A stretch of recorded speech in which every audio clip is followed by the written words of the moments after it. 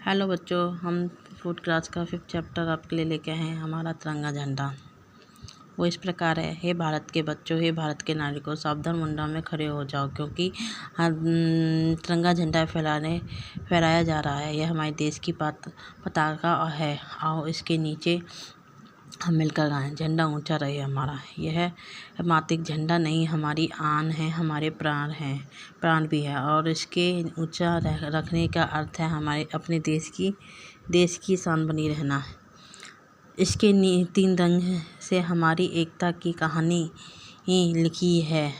केसरिया रंग का अर्थ है बहादुरी, और यह रंग याद दिलाता है उन वीरों की जिन्होंने देश के आज़ाद कराने के लिए अपना जीवन बलिदान कर दिया।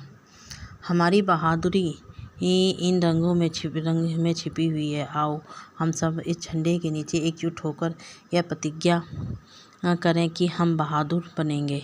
तिरंगे झंडे में दूसरा रंग सफ़ेद है, जो हमारे विचारों की पवित्रता को प्रकट करता है। इस रंग में महात्मा बुद्ध के करुणा दिखाई देती है। गांधी जी ने है कि अहिंसा मुस्कुराती है। आओ हम अपने दुश्मन को प्यार से मित्र बना लें और इस झंडे के नीचे खड़े होकर विश्व में शांति लाने का प्रण लें।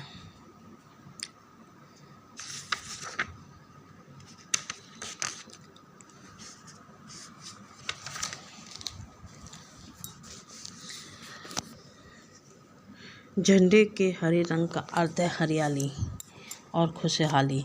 यह हरा रंग भारत के खेत में बिखरता हुआ हर मैदान में बरसता हुआ दिखाई देता है। हमारे देश के किसानों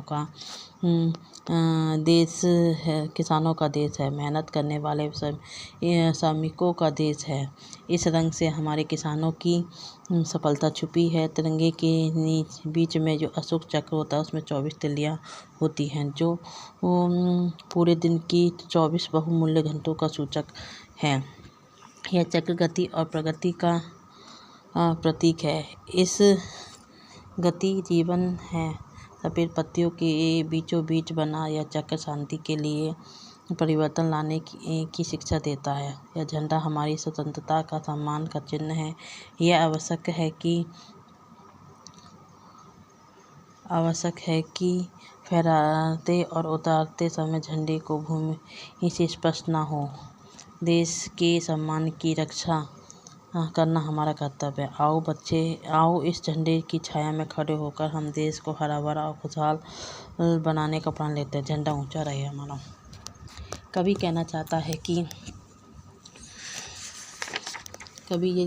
है कि आओ बच्चों, देश के लोगों, इस सावधान मुंडा में खड़े हो जाओ, क्योंकि ये तिरंगा झंडा फहराने का समय है आज, और इसके नीचे हम मिलकर गाएंगे, झंडा ऊंचा रहे हमारा।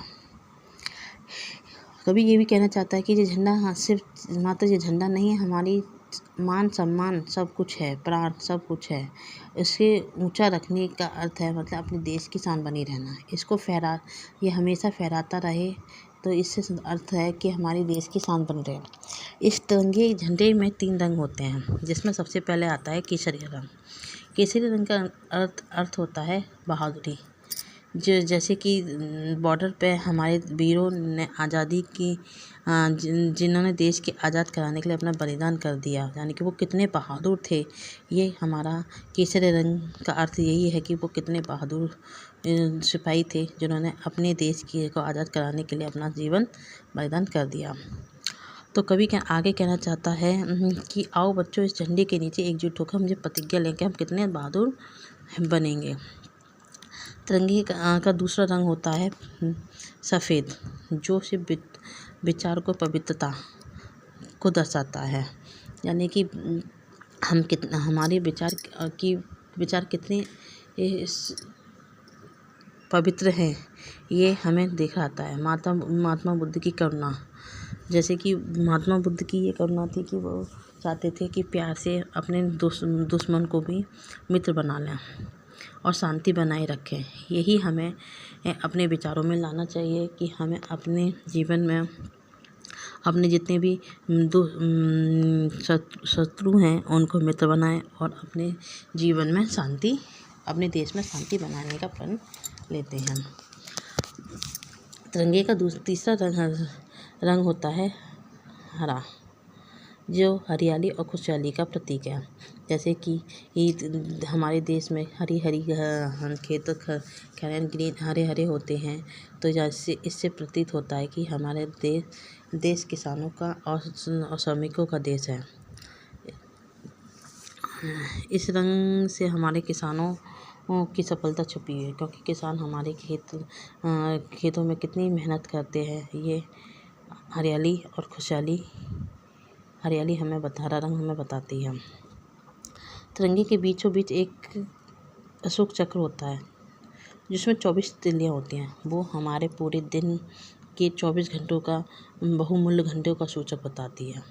यह गति तथा चक्र गति एवं प्रगति का प्रतीक है, जीवन गति है। इस सफ़ेद पट्टी के बीचों बीच बना यह चक्र शांति के लिए एक परिवर्तन लाने की शिक्षा भी देता है। जैसे यह झंडा हमारी स्वतंत्रता का सम्मान का चिन्ह है। इसे आवश्यक है कि इसे उतारते समय या फहराते समय ज़मीन से स्पर्श न हो। ये झंडे के सम्मान करना हमारा कर्तव्य है। कभी आगे भी कहना चाहता है कि इस झंडे की छाया में खड़े होकर हम देश को हरा भरा और खुशहाल रखने की बनाने का प्रण लेते हैं। झंडा ऊंचा रहे हमारा। बाय बाय बच्चों, हम नेक्स्ट चैप्टर के साथ आपको फिर मिलेंगे। तब तक के लिए आप हमारी वीडियो को लाइक एंड चैनल को सब्सक्राइब करें।